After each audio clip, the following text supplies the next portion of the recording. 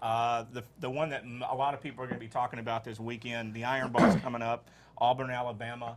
Um, as a football fan, I'm looking forward to this game. You know, we've got Cam Newton, who's really looking like an exciting talent, and I see him versus Nick Saban, who's a defensive genius. What do you think about how that looks?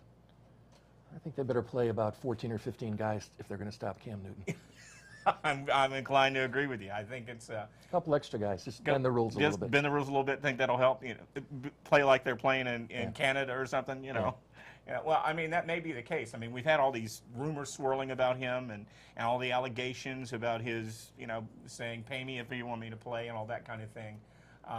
You know, I'll be interested to see what happens with that Friday afternoon. I think it ought to be a good ball game. The weather forecast I saw was for rain. And I don't know, I think that might favor Alabama a little bit. They've got that great running attack, you know, with a former Heisman Trophy winner, then Richardson. I think that ought to be good. Well, Newton is so versatile, he might just go out on the field and look at the clouds and say, stop raining, and they just might stop. Well, you never know. Yeah, that's true. That might be true. There's a slide we are about to have up with regard to Auburn where it shows a house divided, and it's funny that it shows Alabama and Auburn. You know, I couldn't imagine living in a household where you have split allegiances. What do you do during football season? Do you talk? You know, honey, I love you, but we can't talk during football season. I mean, you know, that could be a difficult thing. You know, then also as we're talking about big rivalries, of course, we're in the state of Florida, Florida State. This year we've got Christian Ponder, who's looking solid as a quarterback. Jimbo Fisher, who's starting to really do some things with his team now that it's his. What do you think about that one? You know, all of these big rivalries are like a national championship game. Really are. And I think you throw out the record when it comes to these. I know that's how the Yale-Harvard game was. Yeah. It didn't matter what our records were when we went into it. It was an event unto its own.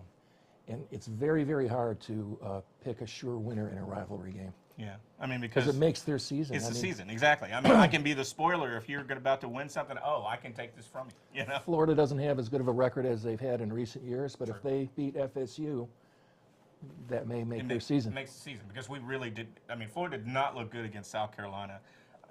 I don't care what kind of way you look at it. Yeah, Appalachian State, but it was Appalachian State. I mean, come on. You know, it's the warm-up game for Florida State, essentially. You know, there's been some great performances in that game recently. Tim Tebow's carried guys on his back during that game. You know, Jeff Demps has done really well, and I expect to see Jeff Demps do really well on Saturday. But it'll be interesting to see how it happens. Another big rivalries. We talk about big rivalries, and for me, this is one of my favorites. I can remember growing up and watching these particular coaches, Schembechler and Hayes, Michigan, Ohio State, you know, in the big house, in the horseshoe. I mean, just tremendous stuff to watch. There is nothing for me that I can think of more history on a national level where people really get to see the game and get into the game that's comparable to Michigan, Ohio State. And Michigan's been down recently. Yeah, well, and, they've had Rodriguez. They've had some issues, definitely. I'm not necessarily going to vote for Ohio State to win that game because it's a separate season. No, it's a one-game season. It's one game. I mean, Pryor's not looked all that great. You know, Michigan has been sketchy, but they've won where they needed to. I mean, there was a time where the Big Ten was Big 2, Little 8, where it was, you know, whoever won, Michigan or Ohio State won. That was the way it was, period. And the other guys were there. This year, Michigan State looks really strong. Wisconsin looked really strong. You know, there's all sorts of things going on there. So it'll be very interesting to see how it happens, you know, how it actually plays out. 25 years ago, if Northwestern won 2 games, that was a good season. Right. Now Northwestern can play with just about anybody on any weekend. Absolutely, absolutely. Now, if you want to join this conversation, you have a comment about your favorite rivalry, or if you have a question for us, you can call us at 813-254-7820. Feel free to do that. Let's see here. We're going to another big rivalry, another national rivalry that I grew up watching, Nebraska-Oklahoma. And we were talking about this a little bit before the show. You know, another big coaching kind of matchup. You know, Osborne and Switzer in the '80s. You watch these guys. You had big quarterbacks. You had the wishbone with the Sooners. You had you know, kind of a spread veer offense with Nebraska. But they really were. It was another one of those things where before the Big 12 really became the Big 12, whoever won that game could win a national title.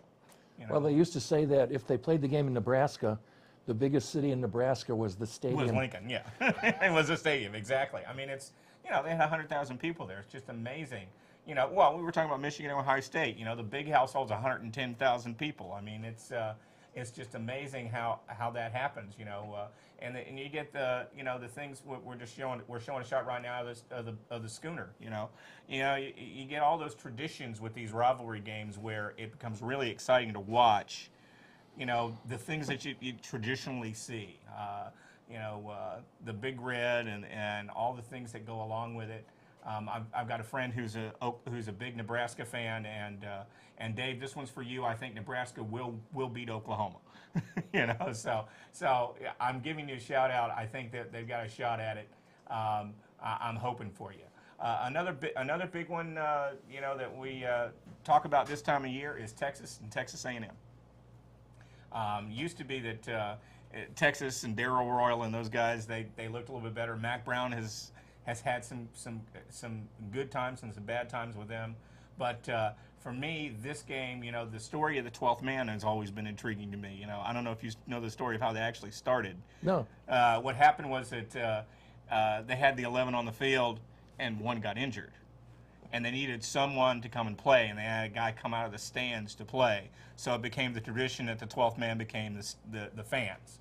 And now the tradition is that the 12th man actually, that there's a tryout to join the team and be the 11th man on the kickoff team, and that's reserved for a non-student athlete. It's just reserved for a regular student. And I love that tradition, you know. So you know, it's amazing, those little things. Another, for me, one of my the West Coast we haven't gotten to yet. So let's talk about West Coast rivalries. USC, UCLA used to be big time with. It was the passing game against the tailback. Yeah, it was the passing game at UCLA, you know, versus Student Body Right, and you know, Mike Garrett, OJ. Mike Garrett, OJ, unbelievable. Exactly. You know, Marcus Allen. Allen. You know, it was just, you know, those kind of things are really exciting to see, and I'm looking forward to see all those kind of games. I mean, and there's some other ones along the way. You know, USC also has a great rivalry with Notre Dame, so it'll be interesting to see how that comes along and what happens with it. Let's not forget the Army-Navy game. Well, you know, it's funny. I think we have an email about the Army-Navy game. I was asked via email about that. I was asked, actually, what's my favorite rivalry? And I'm an Army brat. My favorite rivalry is Army-Navy. There for me is nothing like seeing the Corps come onto the field, seeing the guys sing together, knowing that they'll be fighting together at some point, and backing each other up. And it's the only game where the students don't get drunk in the stands. Oh no, they're not getting drunk in those stands. No, not at all. There's just nothing like it. Go Army, beat Navy. You heard me say it, and that's from my heart. That's for me is got to be one of my favorites. If you want to join the conversation, if you've got a favorite rivalry game you want to talk about, 813-254-7820. Feel free to call us. Let's see here. Let's talk a little bit about how the Bucks are doing. I want to take a look at some of the local stuff, and the Bucks certainly have been doing really, really well this year. Pitched a shutout this weekend against San Francisco. Did you watch the game? I did not. You missed one. They looked great. I mean, I can tell you it was incredible. The defense looked strong. Freeman, for me, I have been amazed at how well this young quarterback has developed, how well he's done. Let me see here. Looks like we got a call coming in. Go ahead. You're on the air. Thanks for calling Sports Sound Off. Thanks for calling Sports Sound Off. You're on the air. Hey, Randy, this is Bill. Hey, Bill. Just to change the gears, Jimmy Johnson won his 5th straight championship. Do you think he can be now considered in the same category as Richard Petty and Dale Earnhardt? Boy, you just put Jimmy Johnson with some big names if you're calling him in the same category with Dale Earnhardt and Richard Petty. I don't know if he's in the same category. Thanks for your call, Bill. I don't know if he's in the same category, but any guy that wins 5 straight titles in anything certainly deserves to get some credit. For me, it's incredible. And of course, he came back this time. He wasn't leading and coasting his way in. He had to come back at the final race and win that. So I was definitely very impressed by that. Excuse me. Tell you what, let's go back to the Bucks and let's talk about Cadillac. One of the things that I've been really happy about this season, looking at the Bucks, is we've got this two-headed running attack with Cadillac Williams and then LeGarrette Blount. Both these guys have been running hard, and if we can keep Blount running into holes, I'm looking at really exciting kind of stuff there. What do you think of Blount as a guy who was a big back? What do you think about the way he moves? Well, he's got a good forward body lean, and the key, in my opinion, to being a great running back is what your mind is really thinking about. And his mind is connected to his legs, and his legs are pushing him forward. And that's a crucial thing for a running back, to just understand how important leg drive is and good body lean is. Right. And he doesn't quit on any play. And the guy is so big, I think a lot of people just don't want to be right in front of him when he's coming downhill at you. And I saw him hurdle a guy. I mean, we're talking about a big guy. He can deliver a blow, but at the same time, you see him hurdle tacklers. I mean, he's an agile back. I'm really impressed with how agile he is and how well he's come back from some adversity personally. You know, had some things going on the field. You know, I think he's appreciating and utilizing his second chance to the fullest. Absolutely. For me, we just had a graphic up there. The story of last week's game was great team defense. We're going to be playing a great team that plays great team defense this Sunday with the Ravens. I'm going to be interested to see what Freeman does with Ray Lewis looking at him in the eyes. That's a little different than seeing some other linebackers stare at you. So we'll see how that works. But he's been showing some great leadership. He's been looking really good. I'm excited to see how that